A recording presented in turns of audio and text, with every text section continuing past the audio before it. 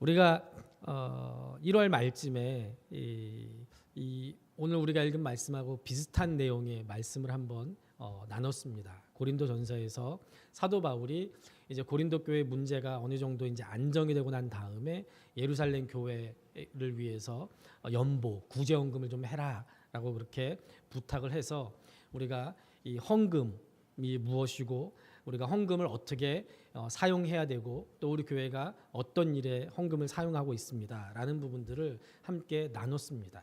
오늘 우리가 읽은 본문 말씀 9장 1절부터 이 마지막 15절까지 내용도 비슷한 내용입니다.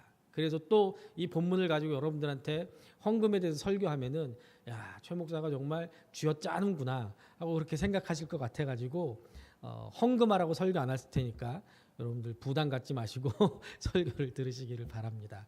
우리가 지난 3주 동안 이번 주까지 3주 동안 우리는 어떤 사람입니까? 라는 제목으로 하나님의 말씀을 나눴습니다. 오늘도 우리는 어떤 사람입니까? 라는 그런 이 주제를 가지고 이 본문 말씀에 하나님께서 우리에게 주신 은혜를 함께 나누기를 원합니다.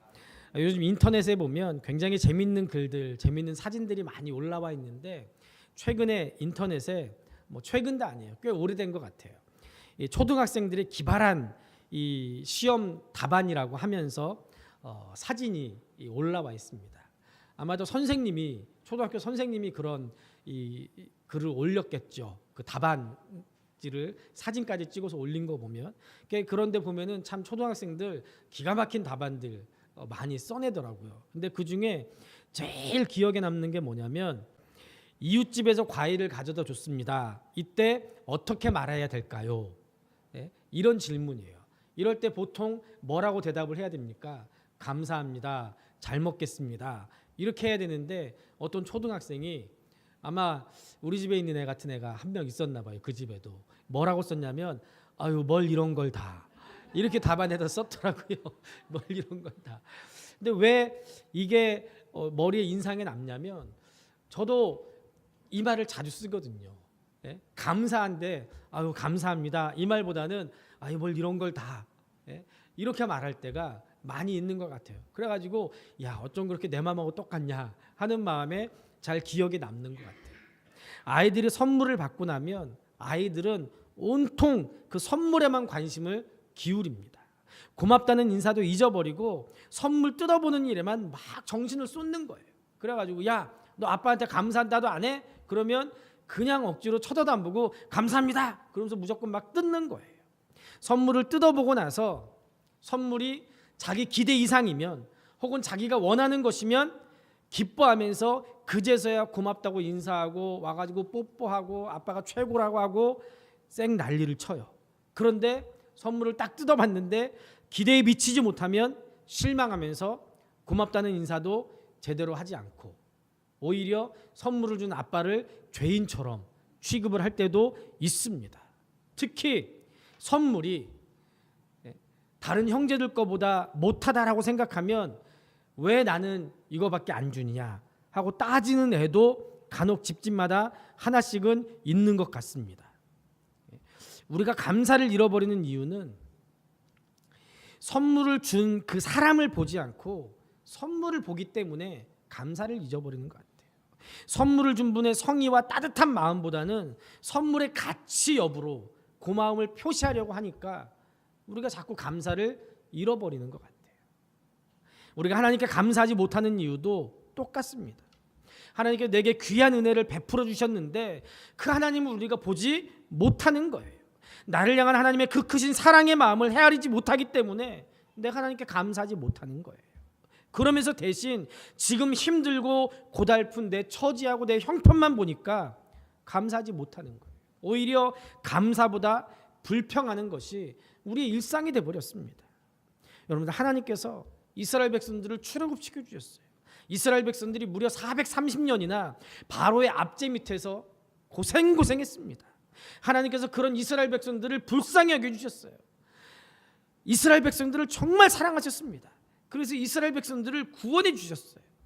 홍해를 건너게 하셨고 만나를 먹게 하셨고 불기둥과 구름기둥으로 인도하셨고 그 누구도 이렇게 하나님의 큰 은혜를 받아본 사람들 없었습니다. 그런데 이스라엘 백성들 보세요. 하나님 앞에 감사하지 못해요. 오히려 이스라엘 백성들의 일은 불평하는 일이었습니다.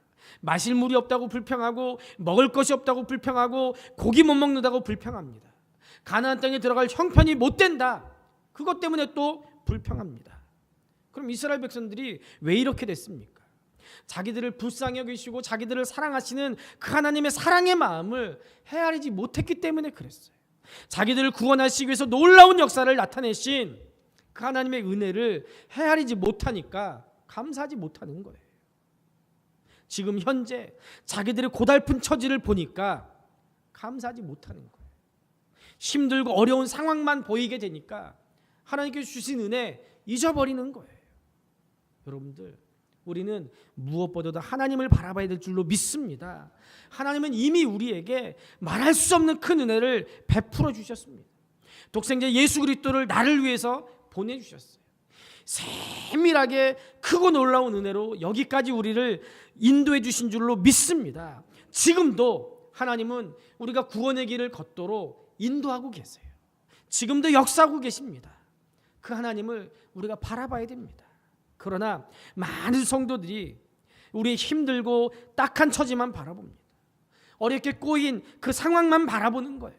그래서 이스라엘 백성들, 광야 이스라엘 백성들처럼 불평하고 원망합니다. 여러분들, 하나님을 바라보시기 바랍니다. 그래서 잃어버린 감사를 회복할 수 있기를 주님의 이름으로 축복합니다. 그래서 지금까지 해오신 감사를 더 넘치게, 더 풍성하게 하나님께 드리는 여러분들 될 수 있기를 우리 주님의 이름으로 축복합니다. 우리는 어떤 사람입니까? 우리는 하나님께 감사하는 사람인 줄로 믿습니다. 그래서 바울 서신을 보면 사도 바울의 삶이 감사로 충만한 것을 보게 됩니다. 자기가 감사로 충만하니까, 사도 바울이 자기가 하나님께 주신 은혜를 깨닫게 되니까 모든 성도들에게도 하나님께 감사라는 권면을 얼마나 많이 하고 있는지 몰라요. 골로새 3장 15절에 보면 너희는 감사하는 자가 되라. 빌립보서 4장 6절에 보면 감사함을 하나님께 하려라. 데살로니가서 5장 18절에 보면 범사에 감사하라. 에베소서 5장 20절에 보면 우리 주 예수 그리스도의 이름으로 항상 아버지 하나님께 감사하라 라고 우리에게 권면하고 명령합니다. 사도 바울의 삶을 보면 삶 자체가 감사였습니다. 바울의 마음은 언제나 하나님께 대한 감사와 감격이 사무쳐 있었고, 그래서 사도 바울의 모든 삶은 하나님의 은혜를 기억하면서 감사하는 그런 삶이었습니다. 그런데 여러분들 보세요. 사도 바울의 환경이나 여건을 살펴보면 과연 바울이 감사할 수 있는, 감사할 만한 그런 삶이었습니까? 그렇지 않습니다. 고린도후서 11장 24절에서 27절을 보면 바울의 일생을 사도 바울이 압축해서 짧게 우리에게 말하고 있는데, 사도 바울이 어떤 삶을 살았습니까? 사도 바울은 복음을 전하다가 유대인들에게 40에 하나 감한 매를 5번이나 맞았어요. 3번 태장으로 맞고, 1번 돌로 맞고, 3번 파선하는데 일주야를 깊은 가운데 지냈다라고 그렇게 얘기합니다. 그것뿐입니까? 여러 번 전도하기 위해서 여행을 가는데 강의 위험과 강도의 위험과 동족의 위험과 이방인의 위험과 신의 위험과 광야의 위험과 바다의 위험과 거짓 형제 중의 위험을 당했고, 모든 위험이란 위험은 전부 다 당했다는 얘기예요. 또 수고하고 애쓰고 여러 번 자지도 못하고 줄이고 목마르고 여러 번 굶고 춥고 헐벗었다라고 그렇게 고백하고 있습니다. 그런데 여러분들 보세요. 사도 바울이 부잣집 아들이었습니다. 그 많은 재산 예수님 때문에 포기했어요. 사도 바울 공부 많이 한 사람이었어요. 그냥 자기가 살아왔던 그 삶을 산다고 하면 누구보다도 편안하게, 누구보다도 대접받으면서, 누구보다도 존경받으면서 살 수 있는 그런 삶이었어요. 그런데 그 모든 거 다 버리고 하나님을 위해서 이렇게 고생을 자처했어요. 그러면서도 하나님 앞에 감사하다는 거예요. 그것뿐입니까? 다메섹에서도, 에베소에서도, 고린도에서도, 예루살렘에서도 가는 곳곳마다 사도 바울 환영받지 못하고 핍박받았습니다. 로마에 가서는 대부분 감옥에 있었습니다. 이렇게 바울의 일생을 보면 대부분 핍박과 환난과 곤고의 생활이었는데도 불구하고 사도 바울은 그런 가운데서도 감사의 삶을 살았습니다. 대체로 감사에는 3가지 종류의 감사가 있다고 합니다. 첫째는 인색한 감사예요. 받은 은혜가 크고 축복도 크게 받았는데 감사는 적은 거예요. 인색한 감사. 이런 감사는 1차원적인 감사입니다. 저희 아버지가 한국에서 목회하실 때 6.25 전쟁 때 폭탄을 맞아서 팔에 장애가 와가지고 팔 길이가 한쪽이 훨씬 짧은 그런 할아버지가 있었어요. 정말 열심히 청량리에서 일을 해가지고 큰 돈을 벌었어요. 근데 워낙 가난하게 사시고 워낙 고생을 해가지고 돈을 벌긴 벌었는데 쓸 줄을 모르시는 분이에요. 이분이 예수를 믿었어요. 예수를 믿고 동대문, 지금은 없어진 그 동대문 운동장에서 외국의 어떤 목사님이 와서 집회를 하는데 그 목사님이 신유의 은사를 강하게 받은 분이었어요. 그 집회에 그 할아버지가 참석을 했어요. 근데 참석을 하고 말씀을 듣는 가운데 기도하는데, 통성으로 기도하는데 그 목사님이 막 기도해 주시니까 그 할아버지가 짧았던 팔 한쪽이 쑥 길어졌어요. 너무 신기하더라고요. 그 할아버지가요, 박수를 못 쳤어요. 한쪽 팔이 이렇게 짧아가지고 이렇게밖에 안 됐거든요.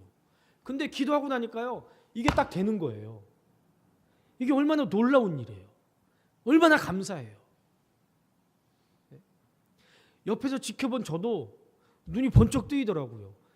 세상에 이런 일이 순간 본착 그런 것처럼 너무 놀랐어요. 근데 하나님께서 이렇게 딱 고쳐주셨는데 헌금을 1,000원 하더라고요. 그분한테는 그 무엇보다도 뭐가 더 중요했던 거예요? 돈이 중요했던 거예요. 그러더니 결국 교회를 떠나시더라고요.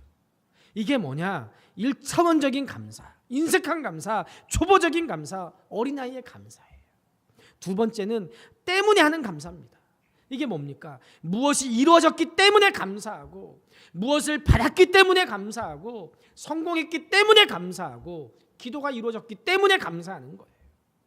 마지막 세 번째는 그럼에도 불구하고 감사합니다.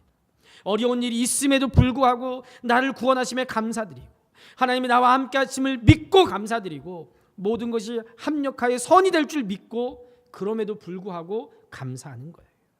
여러분들, 사도 바울은 그럼에도 불구하고 감사했습니다.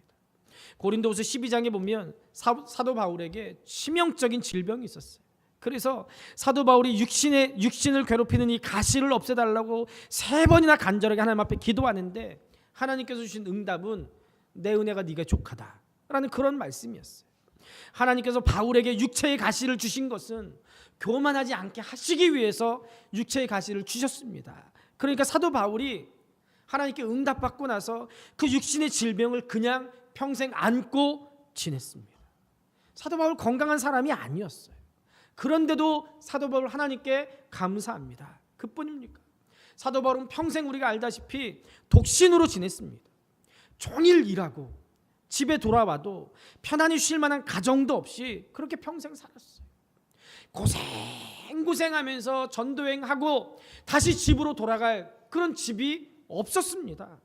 자기를 맞아주고 자기를 위로해주고 자기의 고민과 자기의 아픔을 나눌 아내, 그리고 우리 가정, 우리 가문의 미래를 볼 수 있는 자식들 없었어요.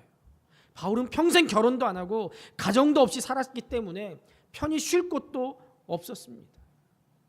요즘 청년들 결혼을 많이 두려워하고, 또 방송에서도 나와서 뭐 결혼은 하면 후회하고 안 해도 후회한다느니 뭐 이런 얘기를 하는데요. 저는 결혼해 보니까 결혼한 게 얼마나 좋은지 몰라요. 가정이 있으니까.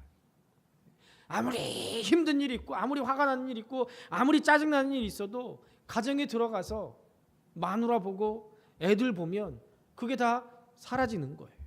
그냥 집에 들어가서 앉아만 있어도 마음이 평안해져요. 얼마나 좋은지 몰라요.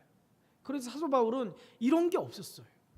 그런 걸 보면 제가 사도 바울보다 수천 배는 더 많이 복을 받은 사람인 것 같아요.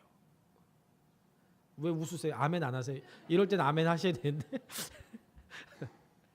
이럴 때 아멘 안 하시면 사모가 시험 듭니다. 네. 이렇게 사도 바울은요, 인간적으로 자기가 마땅히 누릴 수 있는 거, 누려야 되는 거 포기했어요. 그럼에도 불구하고 사도 바울이 늘 감사와 기쁨으로 살았습니다. 그럼 도대체 어디서 이런 감사가 나올 수 있었습니까? 사도 바울의 감사는 외적인 것이 아니고 내적인 것이었어요. 사도 바울이 처한 환경이나 건강이나 가정이나 재산이나 성공에서 왔던 것이 아닙니다. 바울의 감사는 그 심령 깊은 곳에서 우러나왔습니다. 그러면 바울이 어떻게 이렇게 감사하는 사람이 될 수 있었습니까? 오늘 본문 말씀 15절에 의하면 말할 수 없는 하나님의 은사를 받았기 때문에 감사한다라고 그렇게 고백합니다. 그래서 사도 바울은 우리가 찬양한 것처럼 하늘을 두루마리 삼고 바다를 먹물 삼아도 하나님의 사랑을 다 기록할 수 없는 그런 감사의 조건들을 받았다라고 그렇게 고백하고 있는 거예요. 사도 바울이 본문 8절에도 보면 너무나 소중한 말씀으로 우리를 권면합니다. 하나님이 능히 모든 은혜를 너희에게 넘치게 하시나니. 아멘. 고린도 교회 교인들이 지금 자신들이 처한 형편이 좋지 않기 때문에 예루살렘 교회를 위한 구제 헌금을 약속해 놓고도 하지 못하고 있다라고 그렇게 생각하고 있는 거예요. 지금 내가 쓸 거 우리 먹고 살기도 바쁜데, 지금 우리 교회도 힘든데 예루살렘 교회를 위해서 우리가 어떻게 그 헌금 하겠습니까? 조금만 기다려주고 조금만 참아주십시오, 이러고 있는 거예요. 하나님께서 크신 은혜를 주셔서 형편이 나아지면 그때 약속한 연보를 구제 헌금을 하겠습니다, 이렇게 생각하고 있는 거예요. 그런데 사도 바울이 하나님께서 이미 고린도 교인들에게 넘치는 은혜를 베풀어 주시고 계시다라고 그렇게 말합니다. 그리고 그것뿐만 아니라 앞으로도 넘치는 은혜를 계속 베풀어 주실 것이다 라고 그렇게 말씀합니다. 이 사실을 깨달아야 된다라고 말씀하고 있는 거예요. 일찍이 바울이 이 사실을 깨달았습니다. 그래서 이 부분도 간증 삼아서 본문 조금 뒷부분에서 말씀하고 있습니다. 고린도후서 12장을 보면 사도 바울이 남다른 크신 은혜, 놀라운 영적인 체험을 한 것을 고백합니다. 원치 않는 질병에게서 큰 고생을 했어요. 이것 때문에 사역을 감당하기가 정말 힘이 들었습니다. 그래서 그것 때문에 하나님께 정말 간절히 기도했습니다. 그런데도 불구하고 하나님이 고쳐주시지 않았어요. 사도 바울이 지나갈 때 사도 바울의 손수건만 만져도 사람들이 막 벌떡벌떡 일어나고 병든 자리로 고침받는데, 정작 자기는 눈물 질질 흘리면서 눈에 병이 있어서 잘 보이지도 않고 그런 상황 가운데 있으니 사도 바울이 생각할 때 그게 얼마나 은혜가 되지 않았겠어요. 하나님께 기도했습니다. 그런데 하나님께서 고쳐주시지 않아요. 자칫 잘못하면 이렇게 큰 은혜를 받은 것이 사도 바울이 가지고 있는 이 병 때문에 다 잊혀지고 오히려 병을 고쳐주시지 않은 그 하나님께 원망할 수도 있는 그런 상황이었어요. 그런데 하나님께서 그때 사도 바울에게 큰 깨달음을 주십니다.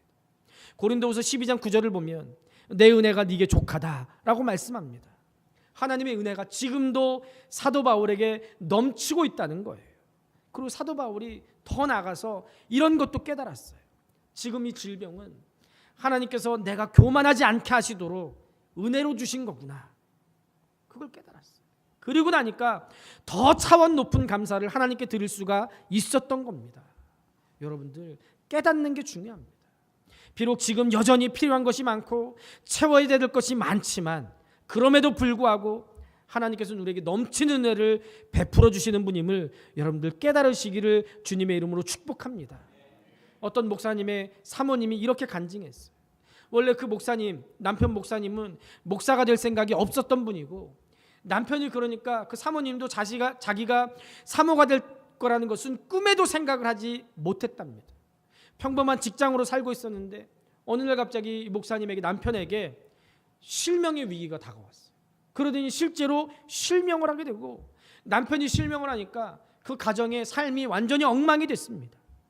남편이 큰 충격에 빠졌고 심지어는 자살까지 기도하는 그런 상황까지 됐다는 거예요. 사모님의 충격도 만만치가 않았습니다. 심지어는 사모님이 무슨 생각까지 했냐면, 이제 우리 남편이 이 정도까지 됐으니까 이제는 이 사람하고 헤어져서 나하고 우리 자식이라도 새 삶을 시작해야 되는 거 아닌가 하는 그런 생각까지 언뜻 날 정도로 너무너무 심각한 가정의 위기가 온 거예요.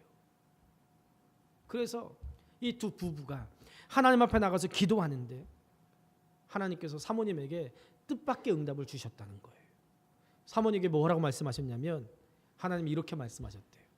아내들이여, 잘 들으시오. 이 사람은 네게 과분한 사람이다. 앞으로 이 사람과 함께 더 큰 은혜를 체험하게 될 것이다. 하나님이 그렇게 응답을 하셨대요. 자기는 지금 이 남편 때문에 너무너무 앞으로의 삶이 막막하고 비참할 것 같아서 이 남편하고 헤어질까 그런 고민을 하고 있는데 하나님이 뭐라고 하셨다고요? 이 사람은 너한테 과분한 사람이야. 그러셨다는 거예요. 그러면서 앞으로 이 사람과 함께 더 큰 은혜를 내가 경험하게 해주마. 걱정하지 말아라. 그랬다는 거예요. 그리고 나서 목사님이 신학을 하고 목회를 하고 그리고 나중에 돌아서 보니까 자기들의 그 고통을 통해서 하나님께서 큰 일을 시작하셨고 이전과는 비교할 수 없는 그런 큰 은혜를 체험하게 됐다라고 간증하는 것을 들었습니다.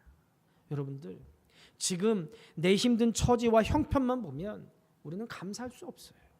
그런데 지금도 나를 위해서 일하고 계시는 그 하나님, 그리고 앞으로 더 큰 은혜로 내 삶에 역사하실 그 하나님을 바라보면 우리는 어떤 상황에서도 감사할 수 있는 줄로 믿습니다. 그 하나님께서 넘치게 주시는 하나님이심을 여러분들 깨달을 수 있기를 주님의 이름으로 축복합니다. 그러면 넉넉하게 주시는 말할 수 없는 하나님의 은혜는 무엇입니까? 우리는 무엇 때문에 감사하는 자여야 됩니까? 먼저 우리는 우리를 구원해 주신 은혜에 감사해야 됩니다. 13절에 보면 너희가 그리스도의 복음을 진실히 믿고 라고 말씀하고 있습니다. 우리는 구원받을 자격이 없는 죄인이지만 하나님께서 우리에게 그리스도의 복음을 주시고 믿음을 주셔서 구원해 주셨습니다. 사도행전 26장 17절에 18절 말씀을 보면 다메섹 도상에서 부활하신 예수님께서 사울에게 말씀하신 내용이 나옵니다. 이스라엘과 이방인들에게서 내가 너를 구원해서 저희에게 보내 그 눈을 뜨게 해서 어둠에서 빛으로 사단의 권세에서 하나님께로 돌아오게 하고 죄사함과 나를 믿어 거룩하게 된 무리 가운데서 기업을 얻게 하리라 라고 그렇게 예수님께서 말씀하셨어요. 사도 바울은 이 말씀을 받은 그날부터 자신을 구원해 주신 그 하나님의 은혜에 감사하게 됐습니다. 하나님께서 바울을 구원해 주시고 또 바울 통해서 모든 이방인들에게 구원의 소식을 전해서 복음을 믿는 자마다 구원받게 하신다는 그 사실, 바울이 가는 곳마다 증거했습니다. 그때 많은 사람들이 바울의 말을 듣고 예수님을 믿기로 작정하고 구원받았습니다. 이런 일들을 바라볼 때 사도 바울의 삶에서 감사가 넘칠 수밖에 없었어요. 기쁨이 넘쳤습니다. 그래서 빌립보서 4장 10절을 보면 사도 바울이 내가 주 안에서 크게 기뻐한다라고 말씀합니다. 그러면서 자기만 기뻐할 것이 아니고 모든 성도들에게도 기뻐하라라고 권면하고 있습니다. 빌립보서 3장 1절에 보니까 종말로 나의 형제들아 주 안에서 기뻐하라라고 말씀하고 있습니다. 빌립보서 4장 4절에도 보면 주 안에서 항상 기뻐하라. 내가 다시 말하노니 기뻐하라라고 말씀합니다. 감사가 있는 사람은 자연적으로 그 심령에 기쁨이 넘치게 될 줄로 믿습니다. 오늘 예배드리러 오신 모든 성도님들도 나를 구원해 주신 그 구원의 은혜에 감사해서 날마다 감사와 기쁨이 넘치는 복된 삶을 사시기를 우리 주님의 이름으로 축복합니다. 또 구원해 주신 것뿐만 아니라 하나님 나라를 위해서 주님의 몸된 교회를 위해서 우리에게 직분을 주셨습니다. 12절에 보면 봉사의 직무, 13절에 보면 이 직무라는 말씀을 하고 있습니다. 우리는 자격이 없지만 나를 하나님의 백성, 하나님의 자녀 삼아주셔서 구원해 주시고 우리를 통해서 모든 사람들이 하나님께 영광 돌리도록 우리에게 섬기는 직분을 주심을 감사해야 됩니다. 사도 바울이 처음에 예수 믿는 자들을 잡아 가두고 핍박하는 일에 앞장섰던 사울이라는 사람입니다. 그런데 그가 바울로 이름을 바꾸고 하나님의 사도로 사명을 감당하게 됐던 것은 다메섹 도상에서 부활하신 예수님을 만나게 된 것이 결정적인 계기가 됐습니다. 다메섹이라는 곳에 예수 믿는 사람이 많이 모여있다는 정보를 입수하고 대제사장에게서 체포영장을 발부받아서 체포조를 구성해가지고 지금 말을 타고 예수 믿는 사람들 잡으러 가는 길이에요. 그런데 다메섹으로 가는 그 길에 갑자기 찬란한 빛이 사도 바울을 비추면서 주님의 음성이 들립니다. 사울아 사울아 어찌해 나를 핍박하느냐. 그때 사울이 깜짝 놀라서 당신이 누굽니까? 라고 물으니 예수님이 이렇게 대답했어요. 나는 네가 핍박하는 예수다. 이 사건을 통해서 바울이 예수님이 바로 하나님이시고 예수님이 바로 메시아라는 사실을 깨닫게 됐습니다. 강한 빛으로 인해서 땅에서 일어나서 눈은 떴는데 아무것도 보지 못하고 사람의 손에 이끌려가지고 겨우 다메섹으로 들어갔습니다. 무려 사흘 동안이나 아무것도 보지 못하고 식음을 전폐하고 기도하고 있는데 그때 다메섹에 아나니아라고 하는 사람에게 하나님께서 환상 중에 말씀하셨어요. 아나니아야, 너 일어나서 지금 직가라고 하는 거리로 나가서 유다의 집에서 다섯 사람 사울이라고 하는 자를 찾아라. 그가 지금 기도하는 중이니까 그한테 안수해서 그가 다시 보게 해라. 아나니아가 깜짝 놀랐어요. 아니 주님, 그 사울이라는 사람 그 악명 높은 사람 아닙니까? 예수 믿는 사람들 잡아 죽이는 끔찍한 핍박하는 사람입니다. 내가 그 사람한테 갔다가 그 사람이 혹시 속여서 그렇게 해가지고 내가 잡혀 죽으면 어떡합니까? 내가 그 사람 고쳐줬다가 그 사람이 앞으로 계속해서 예수 믿는 사람 핍박하는 거 아닙니까? 아나니아가 충분히 할 수 있는 얘기를 주님께 했더니 예수님께서 말씀하시기를 그거 아니야. 이 사람은 내 이름을 이방인과 임금들과 이스라엘 자손에게 전하기 위해서 택한 나의 그릇이다 라고 그렇게 말씀하고 있습니다. 사도 바울은 하나님이 택한 하나님의 그릇이라는 거예요. 여러분들 한번 따라해 보십시다. 나는 하나님의 택한 그릇이다. 나는 하나님의 택한 그릇이다. 아멘. 우리 모두는 하나님이 택해 주신 그릇인 줄로 믿습니다. 여러분들, 하나님이 우리를 택해서 우리를 사용하실 때 내가 능력이 있고 내가 재주가 있고 내가 자격이 있어서 내게 직분 주신 거 절대 아닙니다. 나는 부족하고 나는 연약하지만 하나님의 은혜로 내게 직분을 주신 거예요. 오히려 하나님께서 직분을 주신 사람들을 보면 더 연약하고 더 부족한 사람들에게 그 직분을 주신 거예요. 저는 정말 여러분들에게 진실되게 고백합니다. 제가 목사가 된 것은 제가 믿음이 좋아서가 아니고 제가 하나님 앞에 자원하고 제가 하나님께 헌신해서가 아니고 제가 너무 믿음이 없기 때문에 제가 목사가 되지 않았더라면 신앙생활 제대로 할 것 같지 않으니까 하나님께서 저를 목사로 세워주신 거예요. 저는 지금도 그렇게 믿고 있어요. 아니 믿고 있는 게 아니고 그게 사실이에요. 저는 제 스스로를 바라봤을 때 제가 목사가 되지 않았더라면 저는 새벽기도 평생 담 쌓고 살 사람입니다. 제가 목사가 되지 않았더라면 저한테 오후 예배는 없는 예배입니다. 금요 기도회 수요 예배 그 뭐하러 가요? 주일날 오전 한번 예배 드리면 됐죠. 그것도 주일날 와가지고 성가대, 주일학교, 뭐 안내 뭐 이런 거 할 것 같아요? 저 분명히 안 했을 거예요. 아마 예배 시작하면 늦게쯤 맨 뒤에 와서 앉아있다가 목사님이 축도한다고 하면 전도사님이나 누구한테 걸릴까봐 축도 끝나기 전에 막 도망 나가는 그런 사람이 아마 저였을 거예요. 저였을 거예요. 모태신앙이었기 때문에 그렇게 해도 교회에서 집사도 받고 뭐 어쩌고 저쩌고 하긴 했겠죠. 그러나 제대로 된 신앙생활을 못했을 거예요. 그래서 하나님께서 그런 저를 불쌍히 여기셔서 하나님께서 제게 목사의 직분을 주셨다고 그렇게 믿고 있어요. 어제 김동락 집사님하고 이세은 집사님이 저녁에 퇴근하고 늦게 교회에 오셔서 청소하고 그리고 저녁 식사를 같이 하는데 이세은 집사님이 저를 좀 어려워한다는 거예요. 어려워한다는 거예요. 그러면서 저는 이렇게 바라볼 때 뭐 담임 목사님, 예를 들면 학교로 얘기하면 교장 선생님 같은 그런 좀 먼 사람처럼 보인다는 거예요. 그래서 제가 그랬어요. 담임 목사 어려워할 필요 전혀 없습니다. 왜요? 제가 담임 목사가 안 됐더라면 아마 이세훈 집사보다 훨씬 믿음 없는 사람이어서 어쩌면 이세훈 집사 구역에 말 안 듣는 구역 예배 오라고 하면은 맨날 도망 다니고 그러는 속썩이는 그런 구역원이었을 가능성이 100%입니다. 그런데 그런 사람을 하나님이 목사로 세워주신 거예요. 얼마나 감사해요. 얼마나 감사해요. 지난주에 금요일에 전도를 하는데 제 아내한테 전화가 왔어요.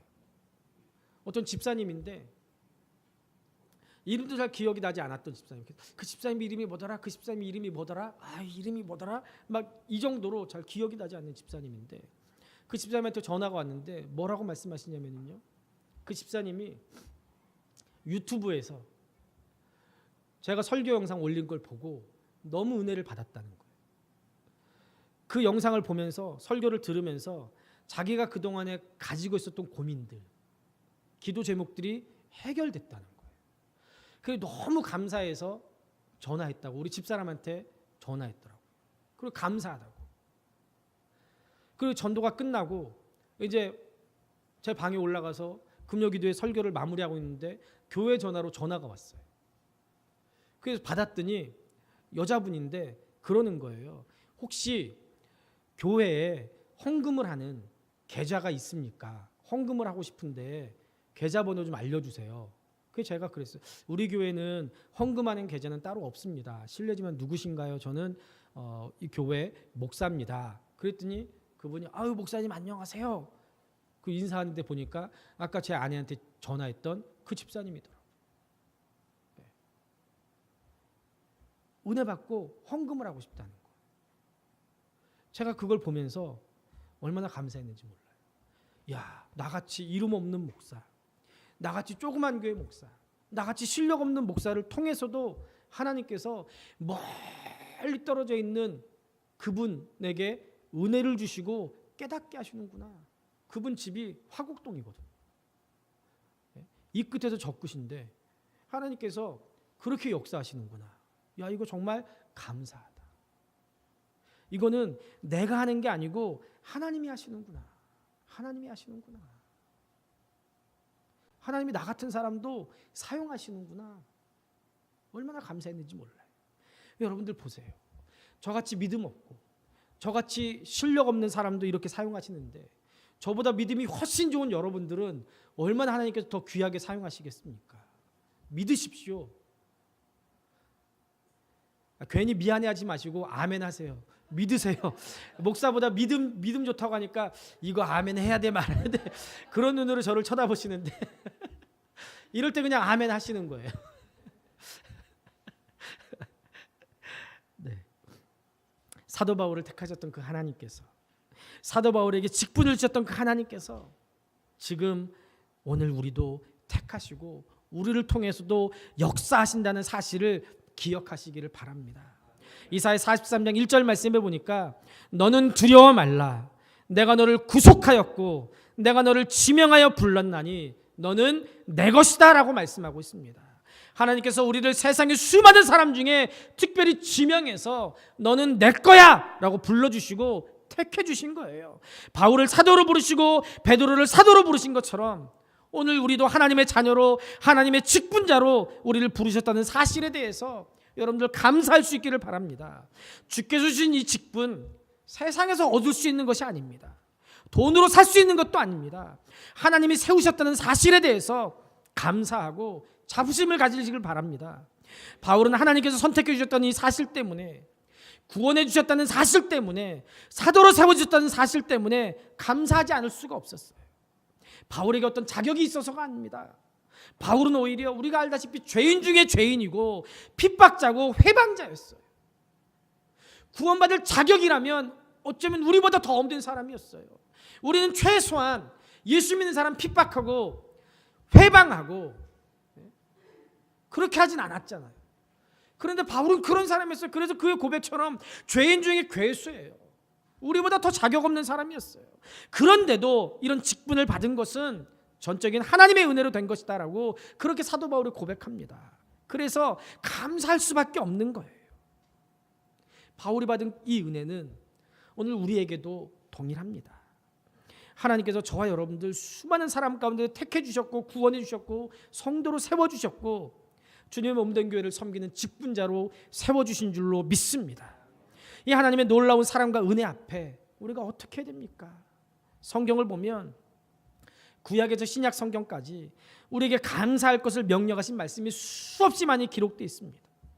시편 136편을 보면 1절에서 9절까지는 천지 만물을 창조하신 하나님께 감사하라 라고 말씀합니다.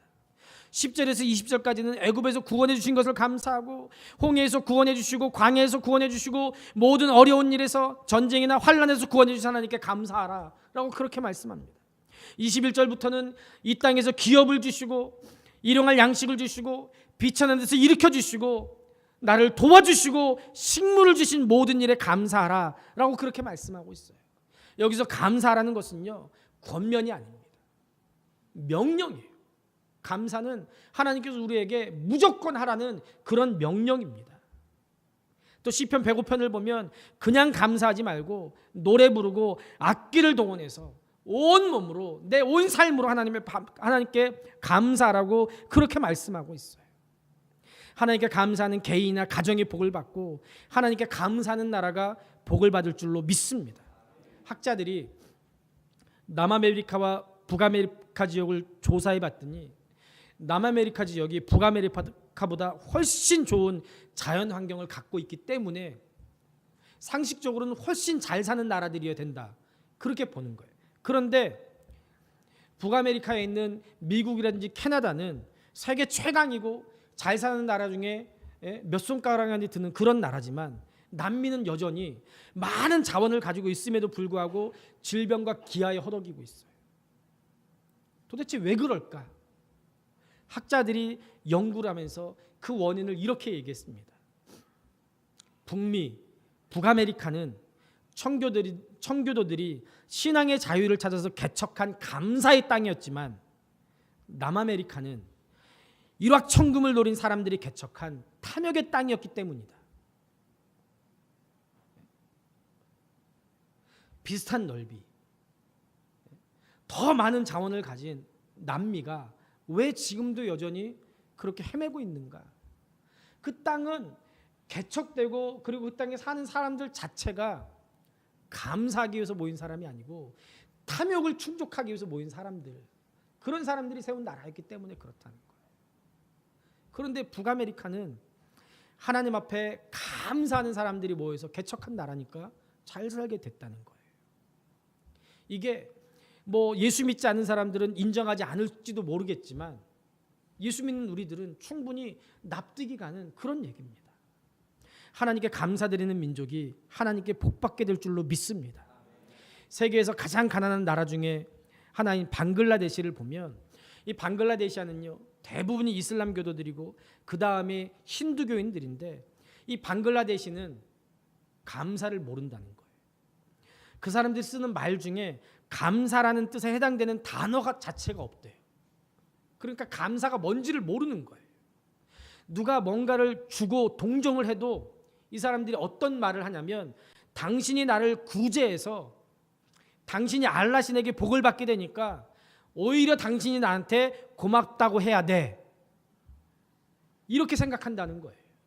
그래서 남한테 받는 걸 당연하게 생각하니까 감사할 줄 모르는 거예요. 그러니까 여전히 가난한 나라, 그 사정을 벗어나지 못하는 거예요. 감사의 생각이나 감사의 마음이 없습니다. 하나님께 복받지 못하는 거예요. 그런데 감사하는 민족을 보세요. 감사가 넘치는 나라들, 하나님의 풍성한 축복을 받아서 잘 살고 있습니다. 이스라엘 민족은 감사하는 민족이었어요. 성경에 나와 있는 모든 절기가 다 하나님께 감사하는 감사절기입니다. 이스라엘의 초실절이라는 절기가 있는데 이 초실절은 곡식을 걷어가지고 첫 단을 묶어서 하나님께 바치는 절기예요. 그래서 감사하는 거예요. 초실절이. 유월절은 애굽에서 건져주심을 감사하면서 지키는 절기고, 초막절은 광야에서 40년 동안 애굽에서 지나온 그 모든 은혜를 감사하면서 누룩 없는 떡을 먹고 쓴 나물을 먹으면서 감사하는 절기고, 맥주절, 오순절, 칠칠절도 하나님께 감사드리는 절기입니다. 보리를 거둘 때 맥주절이라고 하면서 감사하고, 유월절을 지나서 50일째 되는 날 오순절에도 하나님께 감사하면서 하나님께 영광 돌립니다. 곡식을 다 거둔 다음에는 수장절이라고 해서 또 감사했습니다. 이스라엘의 모든 절기들은 전부 다 하나님께 감사하는 절기예요. 복은 하나님으로부터 받는 겁니다. 축복은 하나님이 내리시는 거예요. 그래서 하나님께 감사해야 하나님께 복 받는 줄로 믿습니다. 골로새서 1장 3절 말씀에 보면 사도 바울이 기도할 때마다 감사한다라고 말씀합니다. 성도는 기도할 때마다 먼저 감사로 기도해야 될 줄로 믿습니다. 골로새서 2장 7절에는 감사하되 넘치도록 하라라고 말씀합니다. 생각해보면 얼마나 많은 감사의 조건들이 있습니까? 모두 다 감사의 조건입니다. 골로새서 3장 15절에 17절에 보면 찬송도 감사로 찬송하라고 말씀하고 있습니다. 무엇이든지 무슨 일을 하든지 무슨 말이든지 무슨 일이든지 다 예수의 이름으로 하고 하나님 아버지께 감사하라는 거예요. 지금 현대인들의 고독과 파멸은 감사를 잃어버린 데서 왔습니다.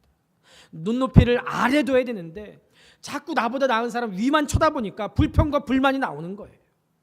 병원에 가보면 내가 건강한 것이 기적입니다. 특히 저 같은 목사는 병원에, 그것도 뭐 응급실이라든지 중환자실에 갈 일이 많아요. 중환자실에 가보면은요 정말 은혜가 넘쳐요. 야, 나 같은 사람이 어떻게 이렇게 살아있을까? 전 학교를 졸업한 이후로 운동이란 걸 해본 적이 한 번도 없어요. 시간도 없었고 건강하다고 자신했기 때문에 운동이란 걸 해본 적이 한 번도 없어요. 그런데도 이렇게 살아있는 게 은혜죠. 어떤 사람들은 오래 살려고 운동 막 열심히 해도 픽픽 쓰러지고 그런 세상에서 이렇게 살아있는 게 기적이죠. 어떤 사람들은 막 차 몰고 가다가 옆에서 차가 와가지고 받아가지고 사고 나고 막 그러는데 저는 한 번도 받은 적 없고, 누가 와서 받더라도 그냥 적당히 보험료 탈 정도로만 받아가지고 병원에 입원한 적도 없고, 이것도 얼마나 감사한 일입니까?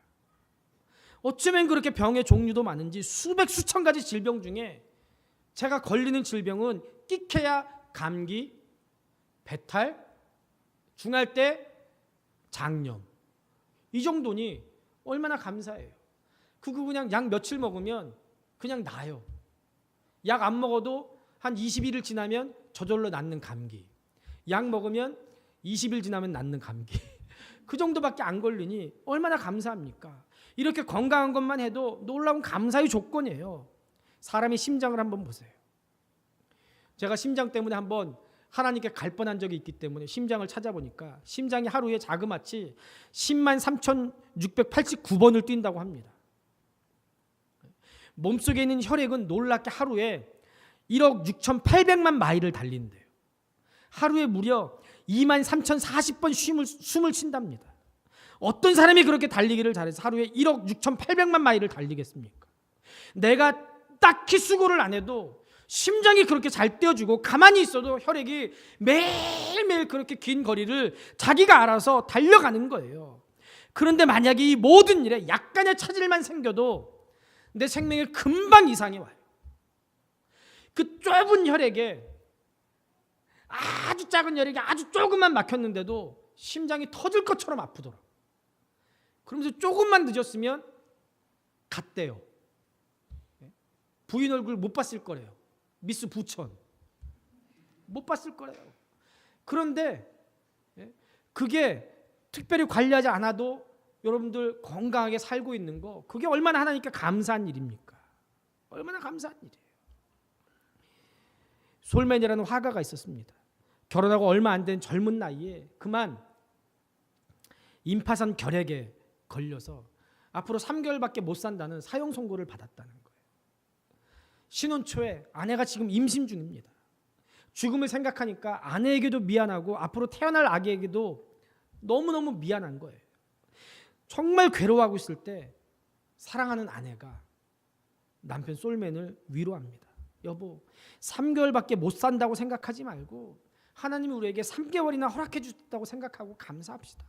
아무도 원망하지 맙시다. 우리에게 남은 3개월이 어딥니까? 천금 같은 그 시간 괴로워하고 원망하고 고통스럽게 보내지 말고 우리 가장 아름답게 살아갑시다. 이렇게 위로하더라고요. 그러면서 3개월이나 허락하신 하나님께 감사하면서 두 사람이 기뻐하고 감사하고 열심히 일하고 더 뜨겁게 사랑하면서 살았대요. 그러면서 솔맨이 열심히 그림을 그렸는데 놀라운 일이 생겼습니다. 기쁨과 감사로 살다 보니까 솔맨이 3개월 지났는데도 안 죽는 거예요. 6개월 지나도 안 죽는 거예요. 1년 지나도 안 죽는 거예요. 병원에 갔더니 당신 병이 없어졌습니다. 그러더래요. 감사로 사니까 3개월 만에 죽을 병이 싹 없어졌다는 거예요. 그리고 이 솔맨이 그린 그림이 예수님의 얼굴이에요. 세계적으로 유명한 그림이 돼서 아마 대부분 많은 예수 믿는 사람의 가정에 그 사람이 그린 그림, 프린트된 그림을 아마 한 분쯤은 다 가지고 있을지도 모르겠어요. 그저 감사했더니 언제 나은지도 모르게 병이 나았다는 거예요. 감사는 정말 위대한 힘을 가지고 있습니다. 모든 것에 감사드려야 됩니다. 우리의 삶이 하나님의 돌보심과 은총 안에 있음을 믿기 때문에 우리는 감사하는 삶을 살아야 될 줄로 믿습니다. 우리가 이번 주까지 3주 동안 우리는 어떤 사람입니까? 라는 주제로 고린도후서의 말씀을 나눴습니다.